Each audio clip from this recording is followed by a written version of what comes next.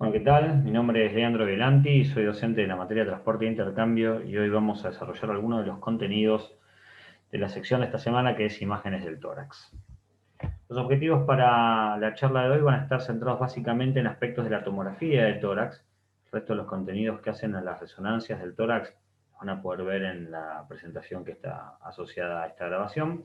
Y de la tomografía del tórax lo que vamos a analizar van a ser algunas generalidades de cómo se constituyen las imágenes y después vamos a hacer hincapié en lo que es el análisis de las ventanas para el mediastino, pudiendo describir básicamente todo lo que es las estructuras anatómicas que se pueden ver en los cortes axiales de la ventana para el mediastino, y después la ventana para el parénquima pulmonar, reconociendo y describiendo los patrones más comunes que se asocian con aumento de la densidad radiográfica y así también los que se asocian con disminución de la misma. Entonces avanzamos un poco con tomografía de tórax.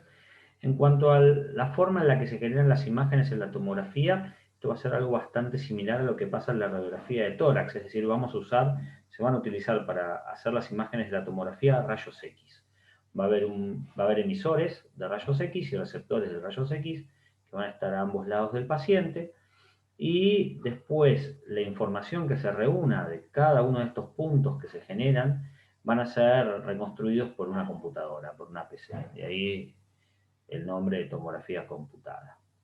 Es así que por utilizar rayos X para generar las imágenes, cuando nos refiramos a las diferentes estructuras y al diferente gradiente de colores que van a aparecer en la tomografía, nos vamos a definir a densidades, exactamente lo mismo que lo que pasa con la placa. La diferencia es que esa escala de grises, que en la radiografía de tórax es a veces muy difícil de definir, en la tomografía de tórax es mucho más evidente. Y las diferentes estructuras van a ir tomando diferentes colores en función de la capacidad que tengan de absorber los rayos X. Teniendo el aire poca capacidad de absorber los rayos X y el hueso teniendo una alta capacidad de absorber los rayos X.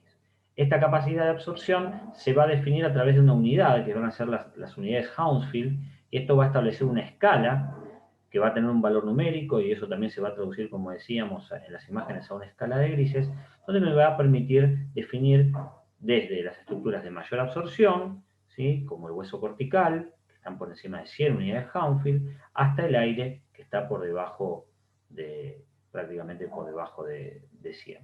¿Sí? En esa escala es donde vamos a encontrar las diferentes estructuras, por ejemplo, la sustancia gris, la sustancia blanca a nivel sistema nervioso central, la sangre o la grasa. ¿Sí? Entonces, a partir de este gradiente de colores, este gradiente de escala de grises, es que podemos caracterizar o poder establecer diferentes estructuras en la tomografía. Como decíamos, la tomografía de tórax tiene un poder de detección muchísimo más alto que la radiografía.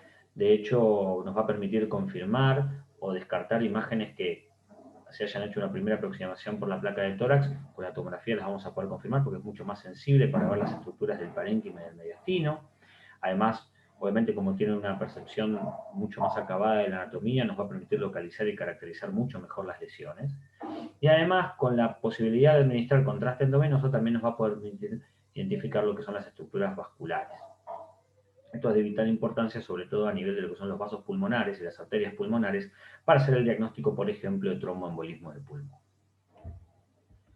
Dentro de las posibilidades de los cortes de la tomografía, tenemos un apartado que es la tomografía de alta resolución. En condiciones normales, los cortes tomográficos tienen alrededor de 10 milímetros. La tomografía de alta resolución hace cortes mucho más finos, de 2 milímetros, y esto nos permite ver con muchísimo detalle sobre todo el parénquima pulmonar. Es así que para patologías que tengan afectaciones muy, muy pequeñas, como por ejemplo la patología intersticial o las patologías donde haya atrapamiento aéreo a nivel de los bronquiolos y de los alvéolos, la tomografía de alta resolución va a ser una herramienta muy, pero muy útil porque va a poder incluso identificar alteraciones que no se puedan ver con la tomografía convencional. Decíamos que la tomografía permite hacer reconstrucciones, y esas reconstrucciones que van a hacer los ordenadores, las computadoras de las imágenes tomográficas pueden hacerse de múltiples maneras. Lo más común y lo más habitual son las reconstrucciones multiplanares. En el inicio de la tomografía solamente permitía hacer reconstrucciones axiales, por eso hablábamos de TAC, de tomografía axial computada. Con el avenimiento de las nuevas tecnologías, la verdad que las reconstrucciones pueden ser en todos los planes del espacio. Vamos a ver a continuación que se pueden hacer reconstrucciones clásicas en el plano axial, pero también tanto en el plano coronal como en el plano sagital. Además va a haber proyecciones de máxima intensidad que se pueden utilizar también para ver, por ejemplo, las características de algunas lesiones, de algunos nódulos. Los nódulos pulmonares pueden sumar por métodos de imágenes, por tomografía, muchas características que nos permiten predecir su comportamiento biológico, es decir, son benignas o malignas, y las proyecciones de máxima intensidad aportan información justamente para caracterizarlos. Hay proyecciones de mínima intensidad que nos van a permitir sobre todo analizar el parénquima pulmonar en situaciones donde haya atrapamiento aéreo, en pacientes, por ejemplo, con enfisema, o donde haya destrucción del parénquima o reconstrucción con fibrosis. Las proyecciones de mínima intensidad nos van a permitir hacer un análisis de lo que está pasando. Otra de las reconstrucciones que podemos hacer van a ser las representaciones volumétricas, es decir, poder hacer una reconstrucción tridimensional de las estructuras que se ven en la tomografía. Esto es muy útil sobre todo para poder planificar cirugías. Se usa muchísimo en lo que es la cirugía de traumatología y ortopedia, porque la verdad que la definición que se tiene con la tomografía de las estructuras óseas es muy, pero muy buena. Y también nos puede permitir hacer reconstrucciones de órganos sólidos, como pueden ser, por ejemplo, el pulmón o los riñones. Y finalmente hay algunas reconstrucciones que se pueden hacer de superficie, esto es lo que se conoce como broncoscopía virtual, en donde podemos ver estructuras que están en la luz de los bronquios, ¿sí? Localizar estructuras bronquiales para poder hacer un mejor abordaje diagnóstico y terapéutico. Vemos a continuación entonces algunas de las cosas que estábamos charlando. Acá tenemos una reconstrucción tridimensional, se pueden ver los grandes vasos, se puede ver la aurícula izquierda en este caso con las venas pulmonares, se puede ver el recorrido de la aorta y la bifurcación y la segmentación de todos los vasos a nivel del parénquima pulmonar. Acá tenemos también una reconstrucción volumétrica de lo que es la aorta, con las ramas, las arterias renales y las venas renales, y la reconstrucción también del volumen de los dos riñones. Y acá teníamos la reconstrucción multiplanar, acá estamos viendo una tomografía de tórax, con una ventana para mediastino, donde podemos ver una colección a nivel del parénquima pulmonar, y esa colección la podemos analizar tanto en el plano axial, como en el plano coronal, el plano sagital, y después una reconstrucción volumétrica de lo que está pasando a nivel del pulmón derecho. Entonces, ahora que ya tenemos claro algunas de las generalidades de tomografía de tórax, vamos a avanzar con la descripción de las imágenes. Entonces decíamos que en la tomografía del tórax tenemos dos ventanas. Una ventana para mediastino, que nos va a permitir analizar las estructuras del mediastino con mayor detalle, ¿sí? Al poder analizar, digamos, el mediastino en todos los planes del espacio, esto nos va a dar mucha información sobre todo de lo que son las estructuras vasculares y también sobre el álbum bronquial. Y para poder reconocer y poder identificar bien las estructuras del mediastino, obviamente uno tiene que tener un conocimiento bastante claro de la anatomía del mediastino, y para eso es que vamos a repasar juntos en cortes axiales los diferentes elementos que se pueden ver en la tomografía de tórax. El primer corte que tenemos disponible es un corte que está apenas por encima del callado aórtico, en donde vamos a poder ver las ramas principales de la aorta. Acá identificado con el número 1 tenemos el tronco arterial brachiocefálico, ¿sí? De la conjunción de los vasos derechos. Con el número 2 podemos ver a la carótida común izquierda, y con el número 3 por debajo a la arteria subclavia. Por delante de las ramas de la aorta también podemos ver el tronco venoso brachiocefálico izquierdo, y con el número 4 el tronco venoso brachiocefálico derecho. Estos dos van a dar lugar después, con su conjunción, a la vena cava superior. Por detrás, la columna de aire, identificada con el número 6, que es la tráquea, y por debajo, con el número 7, podemos ver el esófago. Si bajamos un poco más y hacemos un corte un poco por debajo, decíamos, como estábamos viendo antes las ramas de la aorta, ahora podemos ver en todo su esplendor al callado aórtico. Ya por la confluencia de los troncos brachiocefálicos se constituye la vena cava superior, y de vuelta la columna de aire de la tráquea, y por detrás el esófago. Bajamos un poco más y ya podemos empezar a ver algunas estructuras, empiezan a asomarse algunas otras estructuras del mediastino. Ya pasado el callado aórtico podemos identificar con el número 10 a la aorta ascendente, con el número 11 a la aorta descendente. Volvemos a ver con el número 8 la vena cava superior, y acá ya empieza a constituirse y a asomarse el tronco de la arteria pulmonar con la rama izquierda, ¿sí? De la arteria pulmonar izquierda. Podemos ver también, como antes, ya la tráquea, que está a punto de dividirse en la carina para dar los bronquiofuentes. Podemos ver por detrás también al esófago colapsado. Y importante, con el número 12, llegando a tomar contacto con la vena cava al tronco de la vena ácidos. En este corte un poco más por debajo, volvemos a identificar las estructuras, la aorta ascendente, la aorta descendente. Acá sí ya podemos ver muy bien el tracto de salida del ventrículo derecho, con el tronco de la arteria pulmonar, y en 16 la arteria pulmonar derecha, en 15 la arteria pulmonar izquierda. Seguimos viendo la vena cava superior, ya próxima al ingreso a nivel de la aurícula derecha, y acá ya pudimos ver cómo se dio la segmentación de la carina en el bronquio fuente derecho con el 17 y el bronquio fuente izquierdo con el 18. Por detrás el esófago, y acá con el número 19 podemos ver la vena ácidos, que en el corte anterior ya había volcado su callado. Ya empezamos a ver mucho mejor las estructuras del corazón, de derecha a izquierda. Podemos empezar a ver ya a la aurícula derecha. Con el número 23 empezamos a ver al ventrículo derecho, y el 27 tenemos la raíz de la aorta, el nacimiento de la aorta. Por detrás encontramos a la aurícula izquierda, que empieza a dar sus ramas, que son las venas pulmonares. En realidad llegan desde la circulación pulmonar las venas pulmonares. Por detrás de vuelta el esófago y la arteria aorta, en este caso la aorta descendente, la aorta torácica.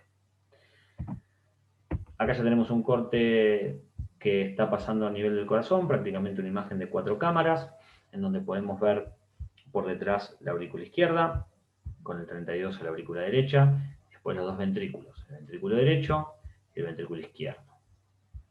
Aorta, esófago, como en el resto de los cortes. Y acá ya tenemos un corte que es mucho más bajo, donde prácticamente pasa a nivel de la base del corazón, donde podemos empezar a ver al hígado, ¿sí? Y a la vena cava inferior, que va a ir a desembocar a la aurícula derecha. Entonces así hicimos una descripción de lo que son todos los cortes del tórax para poder analizar la ventana del mediastino. Nos queda después la ventana para parénquima pulmonar. Esta es una ventana que nos va a permitir ver mucho mejor todo lo que es la segmentación de los bronquios, ¿sí? Nos va a permitir ver también lo que son los tabiques y la vía aérea con mucho mayor detalle. Y obviamente también todo lo que es la trama vascular, como podía verse, por ejemplo, la radiografía de tórax. Acá la vamos a poder ver con mucho mayor detalle, aún mucho mejor, obviamente, si podemos administrar contraste. Y obviamente vamos a poder ver las estructuras del parénquima propiamente dicho, y en particular las alteraciones que se puedan dar en el parénquima. Vemos acá entonces, ¿sí? Fíjense cómo ahora en la ventana para parénquima pulmonar las estructuras del mediastino se ven con mucha menos definición, y podemos ver claramente toda la trama vascular, ¿sí? Podemos ver el parénquima pulmonar, y además podemos ver con detalle cómo se produce la segmentación bronquial. Es importante, para poder analizar las estructuras del parénquima pulmonar, tener claro una breve reseña de lo que es el tejido conectivo. ¿Por qué? Porque en función de cuáles sean las estructuras del tejido conectivo que estén afectadas, vamos a poder observar afectaciones diferentes. Entonces, el tejido conectivo tiene un intersticio que es peribronquio vascular. Este intersticio peribronquio vascular va a contener básicamente al paquete bronquiovascular, es decir, las ramas bronquiales y las ramas de la arteria pulmonar y algunos vasos linfáticos. El intersticio subpleural, que va a contener básicamente linfáticos, ¿sí? Cuando haya congestión de estos linfáticos o cuando haya patologías que afecten particularmente a los linfáticos, como las linfangitis carcinomatosas, podemos ver afectaciones de intersticio. El intersticio interlobulillar, que también va a contener linfáticos, pero además va a contener ramas de las venas pulmonares, es decir, cuando haya congestión vascular pulmonar vamos a ver esto. Y después, obviamente, el parénquima pulmonar propiamente dicho, que está constituido por fibras colágenas y elásticas. Entonces, ¿cuáles van a ser los patrones tomográficos que podemos ver en la ventana para parénquima? Y de alguna forma nosotros podríamos dividirlos en dos grandes grupos. Aquellos patrones que cursan con un aumento de la densidad radiográfica, donde haya, por ejemplo, engrosamiento peribronquiovascular o engrosamiento de los tabiques interlobulillares, que haya panelización por superposición de imágenes, como vamos a ver a continuación, nódulos, imágenes de vidrio esmerilado por afectación del intersticio, y consolidaciones, como puede darse, por ejemplo, en las neumonías. Y vamos a tener patrones tomográficos que van a cursar con una disminución de la densidad tomográfica, como pueden ser los quistes pulmonares o las cavitaciones, como las que pueden darse, por ejemplo, en contexto de tuberculosis pulmonar, el enfisema en pacientes que tienen enfermedad pulmonar obstructiva crónica, broncoectasias o patrones en mosaico en pacientes que tengan atrapamiento aéreo con patología de la pequeña vía aérea, como puede pasar en la previamente llamada bronquiolitis obliterante, o por ejemplo en las neumonías organizativas criptogenéticas también podemos ver esto, aunque también puede haberse consolidación. Entonces empezamos a hablar un poquito de lo que son los diferentes hallazgos que podemos encontrar en la ventana para parénquima. En este caso vamos a hablar de lo que es el engrosamiento peribronquio vascular. Si recordamos la reseña anatómica, cuando haya afectación de las arterias, cuando haya afectación de los linfáticos, puede haber un engrosamiento peribronquio vascular. Entonces esto lo vamos a ver cuando haya edema pulmonar, cuando haya congestión vascular, o cuando haya patologías que afecten a los linfáticos, como es el caso de la linfangitis carcinomatosa. En este caso podemos ver los diferentes tabiques del tejido conectivo con engrosamiento. Podemos ver también cómo hay afectación vascular, por eso es común que cuando haya afectación vascular tengamos imágenes que sean adyacentes a los cilios. Cuando haya engrosamiento de los tabiques interlobulillares, recuerden que era la que llevaban las diferentes venas y también llevaban linfáticos, también podemos ver afectación en la linfangitis carcinomatosa, pero cuando haya congestión vamos a ver estas líneas septales o líneas de Kerley, que son también las que se pueden ver en la radiografía de tórax. Esto es muy característico de los pacientes con insuficiencia cardíaca congestiva, como tienen edema intersticial, como tienen edema a nivel de los tabiques interlobulillares, se constituyen estas líneas de Kerley. De vuelta, acá lo que podemos ver es cómo se están separando la unidad anatómica, en realidad es la unidad radiográfica, esta es la mínima unidad que puede observarse a nivel de métodos de imágenes del pulmón, que es el lobulillo secundario, y en el interior del lobulillo secundario los acinos. Acá tenemos una imagen que está mucho más ampliada, donde justamente puede ver eso, cómo se divide por la afectación de los tabiques interlobulillares al lobulillo secundario e interior a los acinos. Las líneas subpleurales, ¿sí? Que son líneas curvas o paralelas a la superficie pleural, que se dan sobre todo en intersticiopatías, cuando hay fibrosis pulmonar, ¿sí? Cuando hay, digamos, la patología intersticial pulmonar, la verdad tiene un espectro de enfermedades, pero cuando hay depósito de líneas colágenas, hasta pueden componer o constituir, digamos, líneas paralelas a la pleura y dar este tipo de lesiones en el parénquima.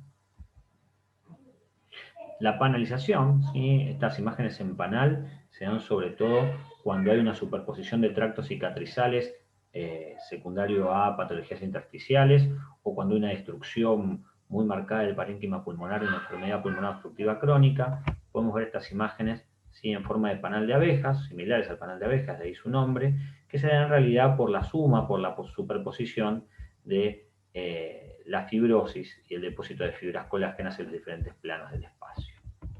Además podemos ver los tractos cicatrizales e incluso podemos ver imágenes que se denominan bronquiectasias por tracción, que están dadas por la retracción que da el parénquima fibroso del sistema de conducción del aire. Otra de los patrones que pueden cursar con aumento de la densidad radiográfica van a ser los nódulos. Estos nódulos van a tener que ver con reemplazo, digamos, del espacio neumatizado, del espacio alveolar, por algún tipo de tejidos. Esto puede ser por procesos infecciosos, como puede darse, por ejemplo, en la tuberculosis, o en enfermedades micóticas, o por gérmenes oportunistas. O también puede darse, por supuesto, por fenómenos neoplásicos, ya sean primarios, dependientes del parénquima pulmonar, o lesiones metastásicas. Estos pueden constituir nódulos.